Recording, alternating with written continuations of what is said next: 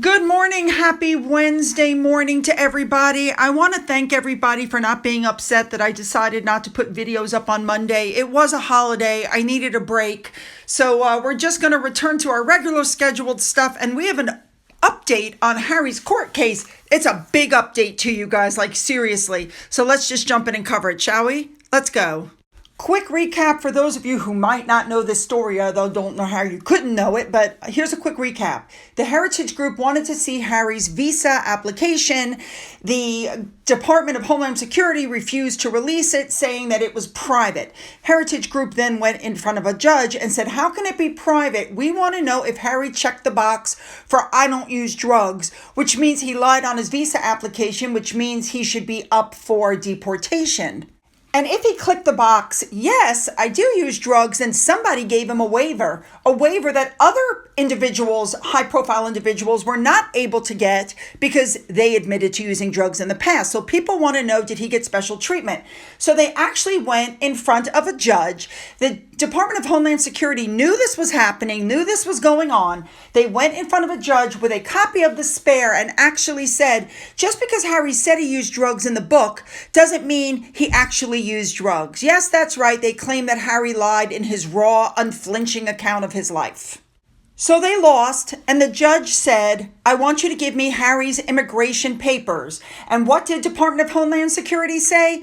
Oh, we need an extension because we can't find them. Really? You knew this was coming? You knew this was a possibility. What do you mean you can't find them? And they asked for a 2-week extension, which the judge gave, which I think was a mistake. I want you to remember that it was Harry who said in the Oprah show, we're in Canada. The whole world knows where we are. It's not safe. It's not secure. This is mid-COVID. The borders are about to close. We called Tyler Perry and he flew us over. So people are insinuating that Harry went and had an immigration interview with somebody. No, he didn't. Everything was shut down for COVID.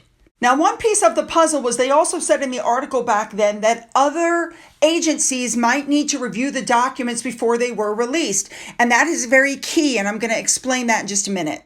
Now, let me also say, people were like, well, when he came over, Trump was in office, blah, blah, blah. Well, let me just explain something to you. Let me just say that I have told you guys repeatedly that I thought Harry came over on a diplomatic visa, that the visa was like always there. And so he came over on that visa, which didn't need to be approved by Trump.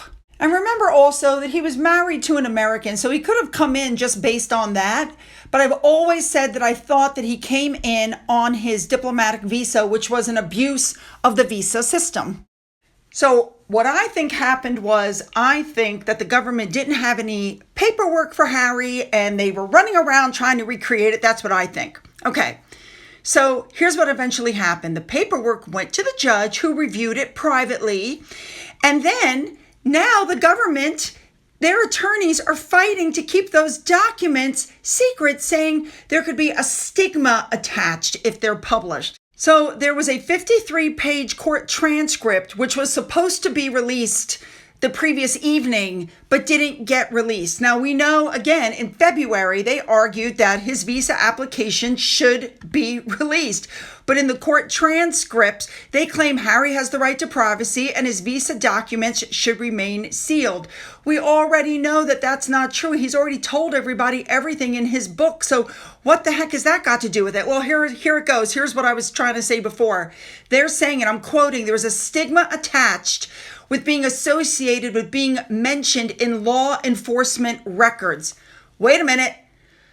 Apparently, the records have confidential law enforcement tools and techniques.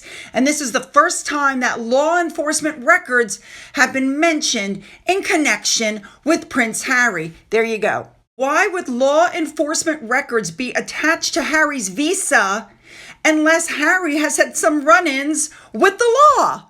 So the newspaper spoke to an immigration lawyer who said, and I'm quoting, law enforcement records could mean police, FBI, airport police, Secret Service, military police, or even highway patrol. The word that's jumping out is stigma because it's not a word you would expect to see in a routine visa application, close quote.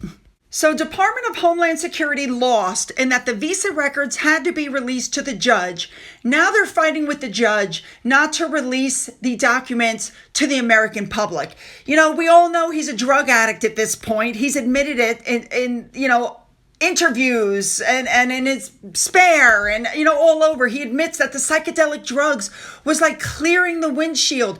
Give me a break. We all know he's a drug abuser. And let's be honest, I, for one, do believe that he got special treatment. And I don't know who's going to win this next election, but let's not forget that Biden's attorneys came out and flat out said that as long as Biden is in office, Harry's got nothing to worry about. He will not be deported. I thought that was a very bold thing to say. And Trump, on the other hand, has come out and said if he's reelected, he is absolutely going to release that information. So there's really no point in hanging on. I mean, I do think they should just give it up at this point. Give it up.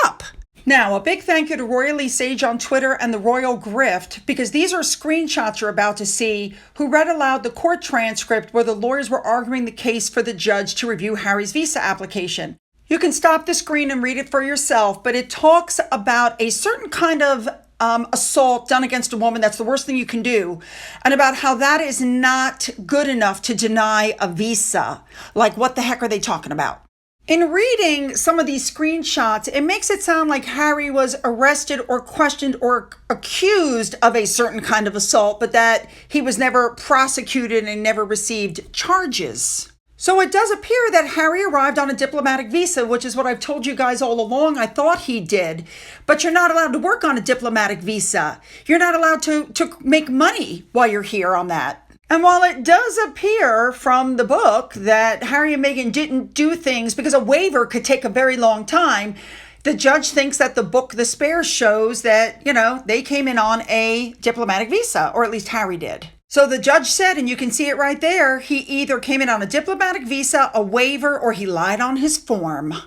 I mean, they say flat out a waiver takes a really long time and he didn't do it, but why would he use a diplomatic visa considering his current relationship with his family, which is well known in The Spare? So what it comes down to is the judge doesn't think the royal family would have given Harry diplomatic status, but the visa might already have been in place, in my opinion. And to the judge, the book contradicts the timing of a waiver. And if that waiver was granted quickly, it shows preferential treatment, according to the judge. The judge also pointed out that if the government finds out that people lied on their forms, they usually do something about it. And if they haven't done anything, that's a red flag and shows that Harry is receiving preferential treatment. So they're saying that if Harry is here on a Class A visa, he can't work. And since he's obviously working, that's a substantial red flag. And then there was some discussion that there might have been a note in his visa application saying that Harry was doing work from the Crown. But where did that note come from? Because I think the King and Queen made it very clear that he no longer works for the UK. So it appears that Harry entered on his diplomatic visa and then had to get a waiver because he had to check the box for, drug disclosure. They also said it would have been an abuse for Harry to use the diplomatic visa because he was not entering the United States for a diplomatic purpose. The Sandringham Summit took place on January 18th. And they also pointed out that in February, his security was pulled and that therefore to let somebody enter as a diplomat or as a government official on a government visit when he's not working for the government is abuse. All right, you guys, you know what to do. Put your comments down. Don't forget to hit the like button to help me with my algorithm. Hit the subscribe button if you haven't done that already. And follow me over to video number 2. You don't want to miss this. Let's go.